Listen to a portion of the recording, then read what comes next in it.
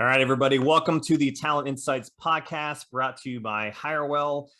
Today, I'm joined by my friend and colleague and fellow whiskey enthusiast, Matt Tokarz. How's it going? I'm doing good.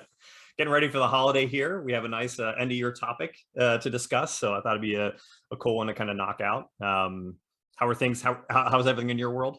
Nothing's ending. Nothing's slowing down. Everything is full bore as if it's, mid-July right now. So it's great, but at the same time, I could use a week or two off. Yeah, those years past where December was a completely dead month. Anyways, I look back at them fondly, although I probably shouldn't. Anyways. So what we wanted to talk about, and this is a topic, I wanted to make sure we did this one before the end of the year, sign-on bonuses and end-of-year bonuses. So I think we're going to title this something like, can sign-on bonuses contend with end-of-year bonuses? To give a little bit of background to everyone out there, if you're not familiar, end-of-year bonuses are something that companies do. If you stay for most of the year, through the end of the year, you get it paid or you get a bonus, but they don't typically pay it out until March or April. Q1 usually. Yeah. So standard operating procedure. It's how a lot of companies do it. And it's highly effective as a retention tool because what we've always seen kind of anecdotally was there's lots of candidates who just stop looking, like from Thanksgiving on, even through like early Q1. So figure from November, December, January, a lot of candidates put the brakes on. It just gets that in a market like this where it's hard to hire, it gets that much harder. It's been a tool that I've seen utilized that, at the end of the day, people would much rather just stick it out the last couple months, even if they hate it, because they know that they're going to get, 10, 20, 30%, depending on, their position. And that could be, a lot. Yeah. So now there's the other side of it too, is there's good old sign-on bonus, so if your bonus is going to get lost, the easy fix for that is the company hiring you can just give you the same amount of cash up front to get you to join. But there's a couple things to this. So we did some research on this. We actually got some data for some polling we did. We also collected some anecdotally, both internally their staff and talked with a lot of people kind of externally to kind of put this together. There are some things you need to kind of think about here is one, sign-on bonuses as a makeup for end-of-year bonuses. There's the internal equity piece, right? If you're not giving everyone an internal sign-on bonus when they start, you're going to ruffle some feathers. Just because you're hiring you might be hiring multiple people at the same level, but you're giving bonuses to some and not others. Is that an issue? Second, feasibility.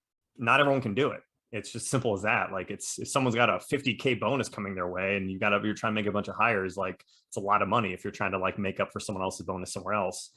And the last one, which I want to come back to, and this is the one thing that I actually was not quite as aware of myself, which I'm always ashamed when that happens, is kind of the transparency component. So it's definitely an issue in terms of end of year bonuses, how transparent they are with employees may or may not make them more likely to want to stick it out or might rub them the wrong way. And similarly, transparency with sign-on bonuses and how it kind of goes back to the internal equity piece. But we'll come back to that and we'll kind of cover it in a bit as well too. Not to not let you talk here, but let me go right into the data. So because I put all this together. We did some polling on LinkedIn, which is obviously the most accurate way of doing polls in the world. But these ones are fairly straightforward. So we asked two questions over the last month or so. One, I want to get a sense for what companies offer sign-on bonuses, how many actually do it. And I also want to get a sense for the job seeker sentiment.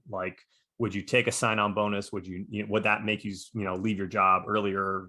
So put some parameters on that. So the first question was, does your company ever offer sign-on bonuses, new hires? I had 4 answers. Yes, it's a common practice. Yes, but only in certain situations. No, not something we do. And then I had I have no idea because people are going to click on polls. So I subtracted those out. 21% of companies, and we got 700 people voting on this, so it was actually a decent sample size. 21% said it's a common practice. 36 said in certain situations. So maybe in select if it makes sense, gets one on board. And 43% said no, full stop, not something we do. So it's actually a fairly even split. Roughly a little over 50% of companies do some sort of sign-on. 43%, a little under that, say they don't. Obviously, it's not super accurate, but I think it's accurate enough to know that it's kind of split, right? It's funny you say that. My expectations, and it might actually be more accurate, is that the people that said no, it's not something that we do, may just not know because they didn't get one too. Like Yeah. it could be more of a select situation sort of spot for them too, just because they didn't receive them themselves. Entirely possible. Yeah. Like I said, this is not the most scientific, but it's at least give me an idea.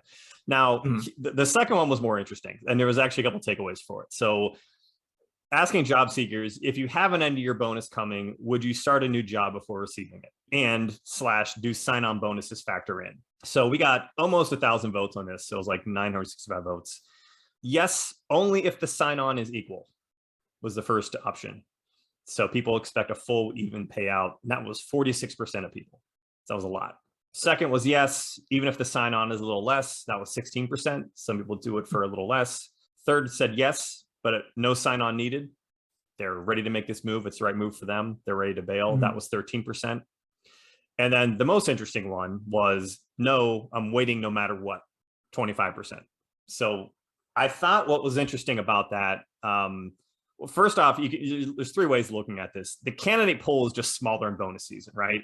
You've got 46% of people saying they're only going to take if the sign-on's equal, and you're saying 25% saying no matter what, I'm not leaving. And I guess I should hit on that point. It is ridiculous to hear someone say they would not leave even if they had an equal sign-on bonus, but I think it says a lot about how people's mentality is about like money they've earned. Now you could say, okay, but give that person a sign-on bonus, they'll move. At the same time, too, people with that mindset are definitely part of the population that just aren't looking, right? There's people who know they have bonus money coming, and they're just like, recruiters going to hit them up. They're going to say no. They're not even going to respond until like something comes out. Anyways, 87% of people putting those 2 groups together just aren't leaving without an equal sign, or aren't leaving at all. So that's huge. So the second thing, so the people, 46%, again, that first group saying they want a dollar for dollar sign on, that again gets back to the area that's problematic because like a lot of companies just straight up can't afford it. So even if people were open to it, there's some companies that couldn't do it anyway because maybe they can do it onesie twosie here and there, but like at scale, it's just not feasible. Well, it's hard to justify too on a new company side. Like, if just because you've earned it for this company doesn't mean that the expectations are the same at the new organization that you're interviewing for. Like it's just hard to say like, here's 25% of your salary up front because that's what you're missing out on at another organization. It's a big risk to take. And I think with that, we see companies that do utilize it, but they utilize it also as a retention tool on their side. Like, here's a sign on, but you got to stay for a year in order to make sure that you don't have to pay it back. So it's a double-edged sword. If you're going to pay it out, like it's great, you're taking a risk, but at the same time, it can be a retention tool for yourself to make sure that people aren't just, continuing to look outside of the organization every 3 to 6 months too. Okay. So there were 4 things we want to kind of dig into here, and I want you to take the lead on this next one, especially since I don't just keep talking over you the whole time, which I have a tendency to do. But go ahead, kick us off here. I mean, like just kind of what we talked about a little bit before, like end of year bonuses, like they're not always universally loved. People don't always understand what to expect with them. Like there's not always clear KPIs around what those are going to look like. A lot of things can change in a year. If you're hitting your goals Q1 versus hitting your goals Q4, like, it's not to say that the company itself is doing everything. So, when I talk to candidates, like there's a lot of different pieces that I ask them about their bonus, like how it's broken down, what they understand about it. A lot of times bonuses are broken down, typically, I think most commonly, I'd say 33% is company performance, 33% is team performance, 33% is individual performance. Now, if you're in an organization where those are all like very specific and exactly what you're going to hit and what you're going to miss out on, great. Like you're in the minority, but at least you know what you're getting. Yeah. But a lot of times, like organizations don't have that information until the end of the year. So while you may think you're going to get 100% of a 20% bonus, once it hits in March, you're actually at 11%. You're like, oh, well, that kind of sucks. I could have left and gotten, a little less money in terms of a sign-on and actually made up for it right away. So I'm finding candidates don't always love them. Like obviously money's money, like money's going to talk, people love it. But at the end of the day, like people can end up being very frustrated if a totally separate team from the organization misses the mark and it impacts their bonus. what I'm seeing to counteract that with certain organizations lately are quarterly bonuses becoming a little bit more common. It's not common practice necessarily yet, but it's a way for organizations to reward their employees for the work that they've recently done, and it also helps to keep morale high. If you just delivered on a major project, it impacted Q1, you see the rewards, you're rewarded for that right away. Like, cool, like I'm going to keep that momentum up. I'm going to keep doing it. As opposed to, having a great Q1, something falling off in Q2, and then that impacting, an entire year's worth of performance, and, a bigger chunk of that bonus is being affected. Yeah. The more I talk to candidates, the more I realize that, like, well, bonus is important unless they have really clear distinction of what that looks like. It's just so ambiguous. It's hard to know what to ask for. It's hard to know what they're getting. And like, it's not the killer retention tool that companies think it is, unless they're more transparent about it. Not to bury the lead. We're going to come back to transparency in a minute, but yeah. 100%. I mean, and like, there's just a lot that plays into it. And the other thing of it, and it's more than just cash. Like, it's great that it is cash. Don't get me wrong, but like, bonuses can be, a lot of different things. It could be, in addition to just the cash aspect of it, like, there's also people that are, year over year going to vest into a, LTI or 401k, Well, that is the next thing we kind of want to get into is more depth, is that it's 401k, restricted stock options, equity grants, like all those types of things. There's other huge levers that these companies have, which make it even more complex. Like I straight up do know some organizations that, like, they've asked what candidates RSU situation is because they want to make something kind of equitable. So that's kind of another thing that goes into it. But, when you're talking about it's another lever that, like, equity is the one that's very ambiguous when you're talking like startups or funded companies, right? So I've been in this industry long enough to see ebbs and flows where the trend is, like, among candidates to be really interested, like, in startup equity. And then sometimes it's not as, like, right now I feel like we're in one of those cycles because there's so many companies getting funded, then they see companies going public. I've seen other times, the thing is, between you and I guess you and I and everyone else listening to this podcast, a lot of times equity doesn't turn into anything, you know what I mean? So it's very much, if you're not a public company and you're giving out kind of equity, it might be absolutely worthless someday. But that's why the perception of what it's worth among kind of job seekers has value, whether or not it's going to be something that's effective in getting people over the hump. That being said, there are some companies, the high flyers, the software firms, everyone who's getting funded in Silicon Valley, like, we're definitely in a cycle right now where they're having a way easier time getting candidates to kind of join them because they can, throw, quote unquote, a boatload of equity at them, which other companies can't do, whether or not there's any real value to it. But that is something that also kind of plays a part in both attraction, but also getting people over the hump if they should bail on their end of year bonus. And I've always been kind of fascinated by offering someone something that doesn't have any value right now, but gets them to walk away from cash. And it's totally possible. So yeah, and working with those smaller organizations that, like, that is the offer. Like, it's, hey, stick with us for a couple of years, build this up, and we're going to be valued at X, Y, and Z. Like, it's a hard pill to swallow if you're not used to it. And I think a lot of people, as we're seeing more nationwide roles open up that haven't had that as, like, an option for them, like, it's interesting to be able to walk them through it, because it's betting on yourself and betting on the organization you're joining in order to make that big payday down the road. So it's, risk reward situation. Like, do you want the 20 grand now, or do you want a possibility of 65 grand once the IPO, or once they get more investment and things like that? So yeah. All right. Let's talk about transparency, and I'll let you take a lead on this one too, because I really think this is the underrated thing that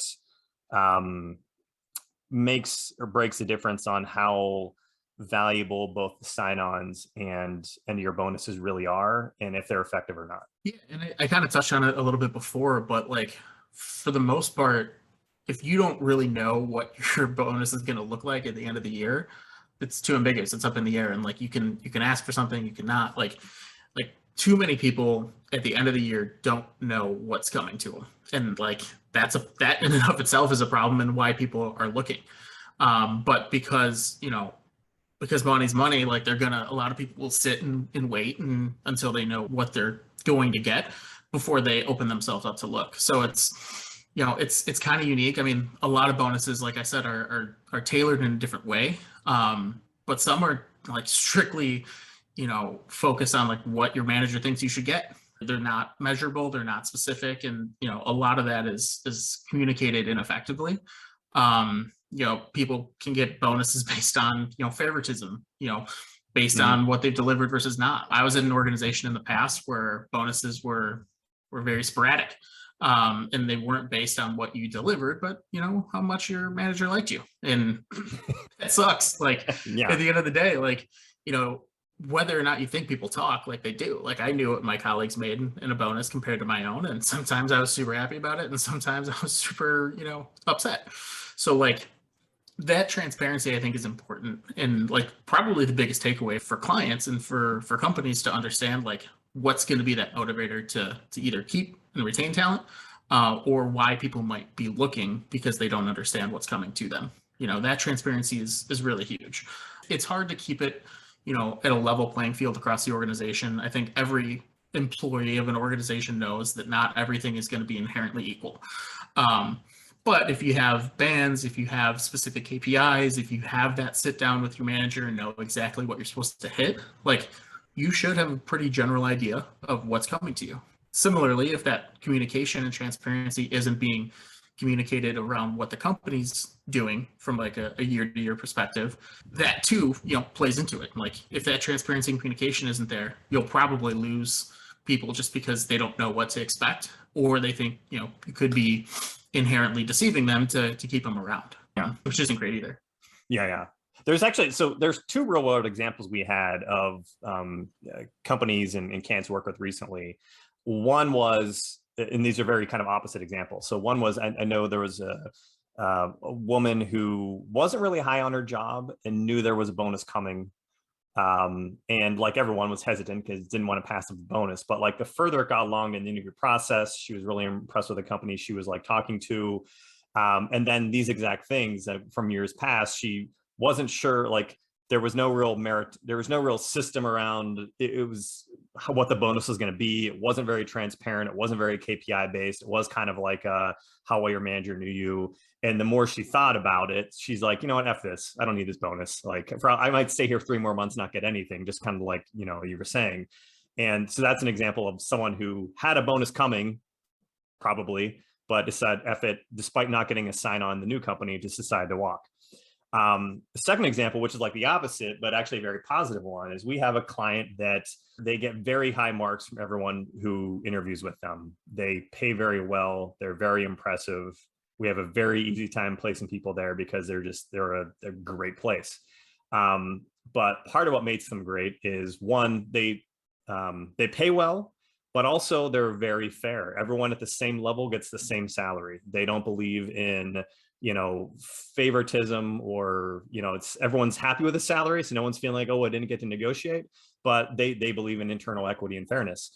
And part of that is they just, for that reason, they won't do sign-on bonuses. They think it's unfair for one person for another. So I know we had a candidate who was walking away from like a 20K bonus or something like that, really hemmed and hawed on it, but was more impressed with how they answered that question and how they treat internal transparency and fairness, and was more like, okay, this is an organization I want to work for. I can't be mad because the offer is good. And while obviously everybody wants to negotiate every last penny, that justification and clarity around why they make decisions they do around comp across the organization was more impactful than actually getting, the bonus compensated for.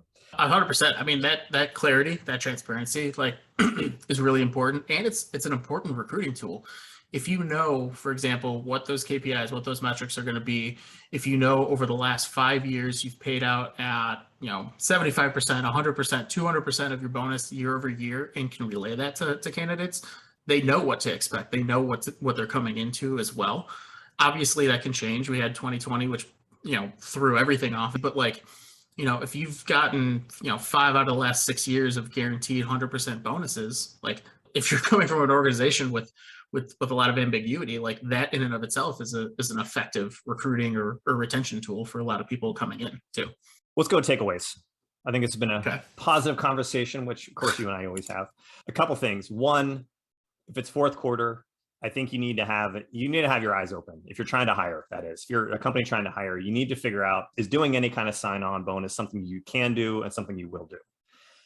Because you're going to have challenges with candidates who are going to either expect it no matter what, or kind of in the one example you gave, maybe if you can explain clearly why it isn't something you're able to do, maybe it's something they'll consider.